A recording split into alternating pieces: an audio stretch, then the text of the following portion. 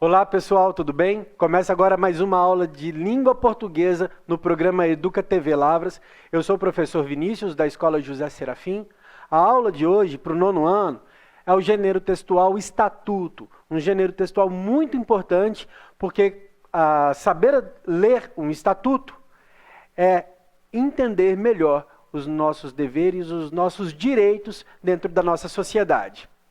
Então vamos ver o que é o estatuto. Vamos ler um trechinho de um estatuto muito importante para vocês, que são crianças e adolescentes. Vamos lá? Então, o que é um estatuto? Qual é a função do estatuto? O estatuto tem uma função de definir as regras e a organização, o funcionamento de qualquer setor da sociedade. Um prédio pode ter um estatuto, uma escola pode ter um estatuto, a prefeitura tem o seu estatuto. Então, tudo que tem alguma organização precisa dessas regras, e as regras são elaboradas dentro de um estatuto. Beleza? Então é um conjunto de normas, são as leis que governos, associações, órgãos públicos e privados, empresas, etc., possuem essas regras para se organizarem e evitarem determinados conflitos, determinadas confusões que sem o estatuto essas confusões podem acontecer. Então, quais são as características do estatuto? Bom, o estatuto, como é um documento muito sério, então ele precisa de ter uma linguagem formal, ele também precisa de ser claro e objetivo nas suas palavras. Um estatuto, dentro de um estatuto não cabem piadas, não cabem figuras de linguagem conotativa, tem que ser uma linguagem denotativa, e então a linguagem tem que ser dessa forma, formal, clara e objetiva. Geralmente, o estatuto traz os verbos no modo imperativo, que é aquele modo que manda, dá comandos para quem está lendo. Correto? Eu vou buscar esses verbos no modo imperativo durante a leitura. Aí eu recapitulo essa parte enquanto a gente estiver lendo. E tem também um vocabulário bem técnico. Geralmente, por causa disso, por causa do tipo de vocabulário, o estatuto tem uma certa dificuldade de leitura. As pessoas têm uma certa dificuldade de ler o estatuto por causa disso. Porque o vocabulário é muito técnico. Correto? Bom, a estrutura de um estatuto. Qual é a estrutura do estatuto, enfim? Todo estatuto, existe uma lei que dá origem a ele. E existem também os responsáveis pela criação e pela sanção dessa lei. O que é a sanção? É uma aprovação para essa lei. Então vamos supor, alguém aqui mora em prédio, geralmente as pessoas que moram em prédio possuem o estatuto de um prédio. Existem leis que garantem que os prédios tenham seu próprio estatuto, que são as normas de convivência daquele condomínio. E existem os responsáveis pela criação daquele estatuto, e os moradores daquele prédio vão votar para saber se aquele estatuto está de acordo com suas vontades ou não. Se for aprovado, o estatuto passa a valer. Se não for aprovado, ele é revisto até ser aprovado de acordo com a vontade de todos que moram naquele prédio. E assim também funciona para tudo quanto é lugar onde o estatuto existe. Joia? Continuando na estrutura do estatuto, ele possui sempre um título, capítulos, seções, artigos e parágrafos. Ele é dividido assim, nessa ordem. Correto? Vamos ver então um pouquinho sobre o Estatuto da Criança e do Adolescente, que foi criado em 1990 pelo governo Collor e define direitos e deveres de crianças e adolescentes. Pelo Estatuto da Criança e do Adolescente, crianças são menores de 12 anos, enquanto os adolescentes são as pessoas entre 12 e 18 anos. Bom, então vamos para os trechos desse estatuto. Estamos no título 2, das medidas de proteção das crianças e dos adolescentes. Dentro desse título 2, já pulamos para o capítulo 5 desse título.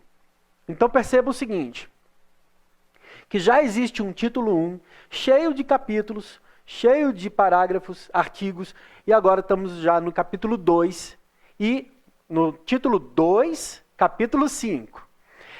Das medidas de proteção, capítulo 5, fala sobre o direito à profissionalização e à proteção no trabalho. Vocês que estão no 9º ano, estão quase chegando na idade de chegar ao mercado de trabalho. Escolhi esse trecho, não foi à toa. Então, vamos direto para o artigo 60. É proibido qualquer trabalho a menores de 14 anos de idade, salvo na condição de aprendiz. Então, se alguém contratou você e você tem menos de 14 anos, a sua condição de trabalho deve ser de aprendiz, correto? E aí precisa de saber são as condições para caracterizar que o seu trabalho seja de aprendiz e não esteja sendo explorado pela pessoa que você está prestando o seu serviço.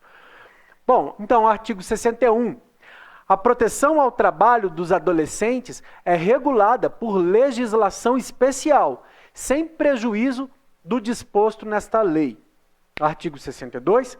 Considera-se aprendizagem a formação técnico-profissional ministrada segundo as diretrizes e bases da legislação de educação em vigor.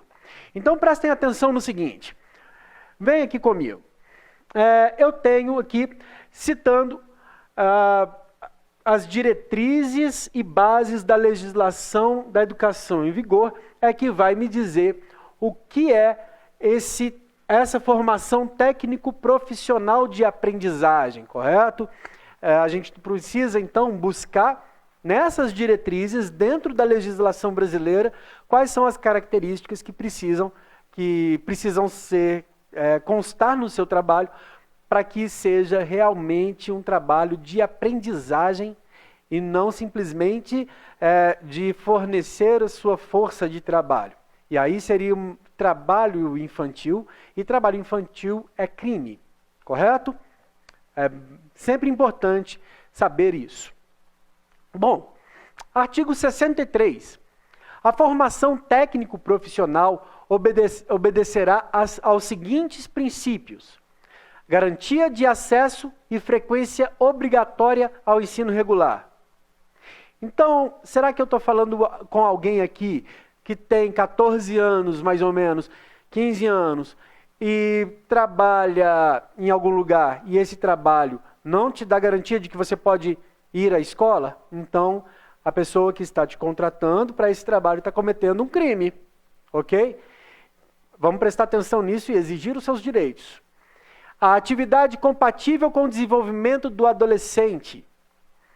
Então, a atividade que você exerce no seu trabalho, nesse parágrafo 2, a atividade que você exerce no seu trabalho, ela é compatível com a força que você tem, com a experiência que você tem, te coloca em risco?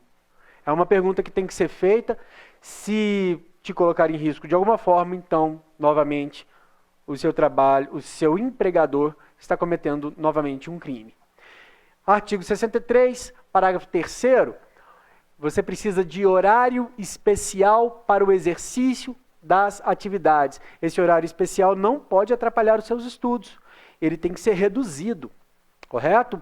Bom, então espero que todos tenham entendido um pouco sobre o estatuto e também aprendido um pouco sobre a condição de trabalho que você pode ser empregado e quais as condições de trabalho que pode se caracterizar um crime do seu empregador. Não se deixe cair em ciladas como essa, ok?